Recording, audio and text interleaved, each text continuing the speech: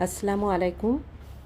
গতকাল বাংলাদেশ বেতারে রেকর্ডিং ছিল, ভাবলাম একটু শেয়ার করি আমাদের রেকর্ডিংয়ের মুহূর্তগুলো আমরা কিভাবে কাটাই, কিভাবে আমরা কাজ করি, তার সামান্য একটু ঝলক আপনাদের সঙ্গে ভাগ করে নিচ্ছি।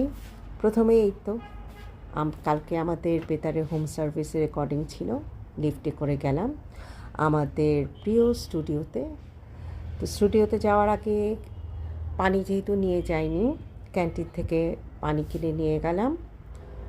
তো এখন আমি ঢুকবো আমার স্টুডিওতে, সেখানে গানটা শিখবো, তারপর গাইবো।